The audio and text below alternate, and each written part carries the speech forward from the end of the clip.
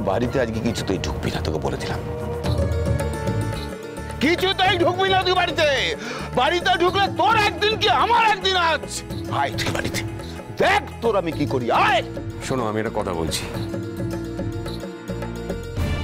আমি আস্তে আস্তে বোঝাবো তোমার মেয়েকে। আর দেখো, আশীর্বাদের দিনে এরকম একটা গন্ডগোল যখন হয়ে গেল, তখন আশীর্বাদটা আজকে ছেড়ে দাও, বুঝিয়ে বলো ওকে। আর বিয়ের দিনই যেন আশীর্বাদটা হয়। তোমার মেয়ে ঠিক বিয়ে করবে। দেখো, আজকে আমাদের মন মেজাজ কারোই ঠিক নেই, বুঝতে পারছো তো। আরেকটা কথা, ওই ছেলেটার সঙ্গে কাজ করতো, তুমি অন্য কিছু ভেবো না। শুনুন দাদাবাবু, আমি ঘাসে মুখ দিয়ে চলি না। আমি আমার মেয়েকে না আপনাদের থেকে অনেক অনেক ভালো চিনি। ও যেতে চাইছে না, ও আশীর্বাদে বসতে চাইছে না, তার মানে কি? ও কামড়ে পড়ে আছে এখানে, কেন ও যেতে চাইছে না? হ্যাঁ, আর যদি আশীর্বাদটা না হয়, মানিকবাবু রেগে যাবে। মানিকবাবু তো চলে যাবে। আর সবাই কি ভাবে আশীর্বাদটা হলো না কেন? তার অনেক কোনো আশ নাই আছে। আর মানিকবাবু যদি এটা শোনে, তাহলে ও কি বিয়ে করবে? হ্যাঁ, আর কখনো বিয়ে করবে না। দাদাবাবু, মানিকবাবু সস্তা দরের লোক না। আমি কি করি? তুই আয় আজ বাড়িতে, দেখ আমি কি করি। আয়। এটা তুই কি করলি বলতো মা? যা করেছি ঠিক করেছি বড় মামা, ওসব নিয়ে তুমি চিন্তা করো না। দেখো, আমার কপালে যা আছে তা তো হবেই। খুব ভালো হবে কপালে তোর ফুলঝুরি। খুব ভালো কপাল হবে তোর। দেখি তোর একটা খুব ভালো বর হবে। হ্যাঁ, ওই বুড়ো বরটাকে তোর বিয়ে করতে হবে না।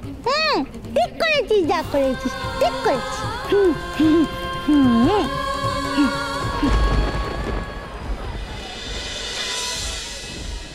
ফুলঝুরি কোথায়? লালনের বাড়ি কোথায়? বড় মামা এই বাড়িটা। এই এই এই মেয়ে, হ্যাঁ তোমার আজকে আশীর্বাদ? তা আমার ভাই তো তোমার বাড়ির দিকেই গেল, তা তুমি বাবু আজ আমাদের বাড়িতে এলে কেন? শুনুন, আমরাও এসেছি। জানো কি হয়েছে? জানো, লালনের অ্যাক্সিডেন্ট হয়েছে তো। কি কি হয়েছে? লালনের অ্যাক্সিডেন্ট হয়েছে? কি হয়েছে তা কি চেঁচাচ্ছ কেন? হ্যাঁ,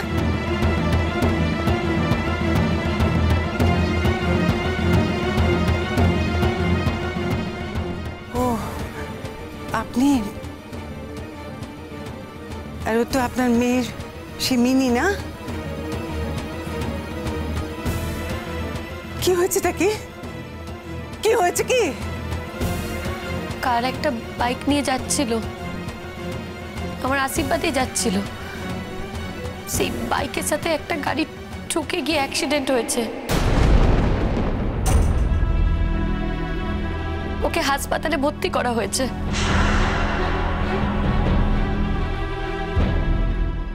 কে ভর্তি করেছে হাসপাতালে? আমরা সবাই মিলেই ওই আপনাদের সেই খবরটা জাস্ট দিতে এসেছি। আমি জানতাম যে এরকম একটা কিছু ঘটাবে, তবে ও শান্তি পাবে। কি কপাল আমার, কি কপাল ভগবান। আজকে কি ঘটবে আমি জানি না। এত বছর ধরে ছেলেটা আমার গাড়ি চালাচ্ছে, কোনোদিনও কিছু হলো না, আর আজ হঠাৎ অ্যাক্সিডেন্টটা হতে হলো। অ্যাক্সিডেন্টের কথা কি কিছু বলা যায়? তবে চিন্তা করবেন না, সব রকম ট্রিটমেন্টই চলছে।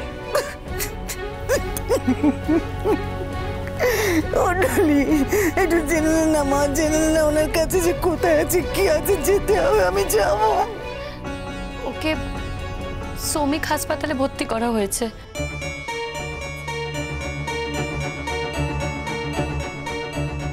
ডাক্তাররা দেখছে, 3টের সময় জানাবে বলেছে। ওর কি ক্ষতি হয়েছে না হয়েছে সব জানাবে। দরকার হলে অপারেশনও করতে হতে পারে। না না, আমি বুঝতে পারছি না যে এই তোমার আজকে আশীর্বাদ তো, হ্যাঁ তোমার আজকে আশীর্বাদ তো, তা তুমি কেন এখানে এসছো খবরটা দিতে? আর আর তাছাড়া তোমাকে তোমাকে ভর্তি করতেই বা কে বলেছে? না না, ও একা ভর্তি করেনি, আমরা সবাই মিলেই ভর্তি করেছি।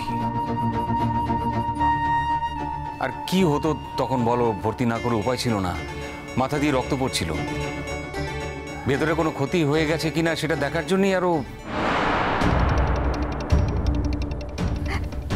জানো জানো লালন খুব ব্যথা পেয়েছে। লালনের অনেক রক্ত পড়ছিল তো। হ্যাঁ, অনেক রক্ত পড়েছে। লালন কথাও বলতে পারছিল না।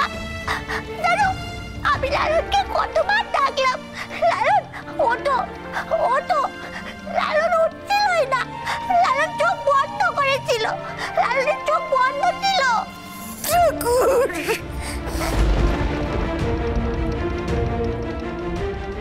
ঠাকুর, ঠাকুর, তুমি কি করলে এটা? কেন এত বড় সর্বনাশ করলে তুমি আমার? কেন করলে, কেন করলে?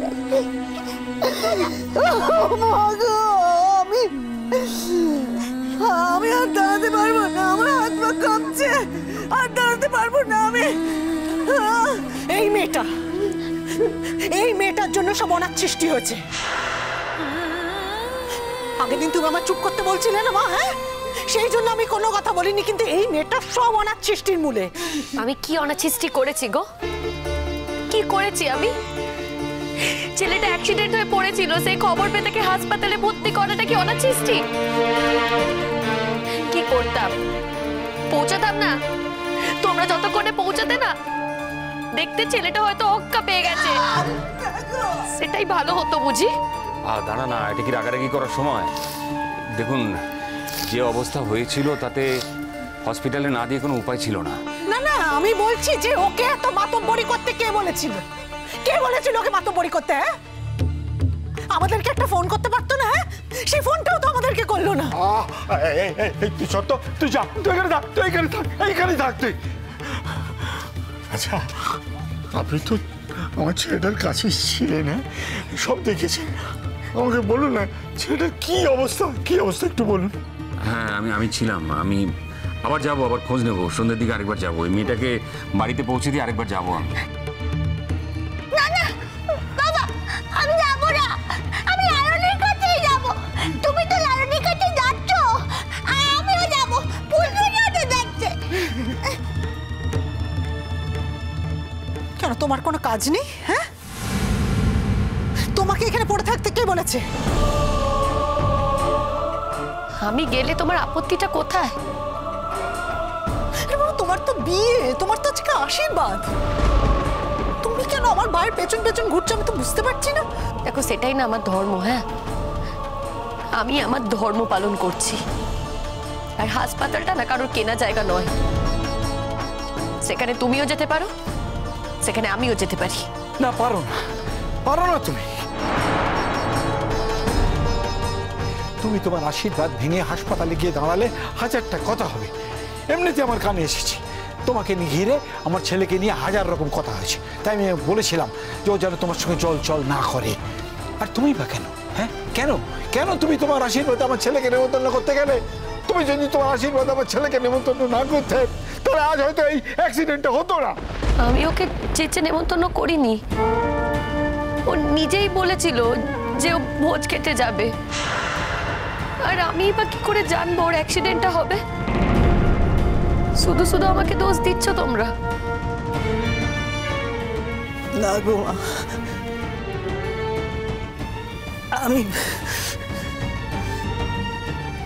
আমি তোমায় বলছি, কিছু মনে করো না তুমি।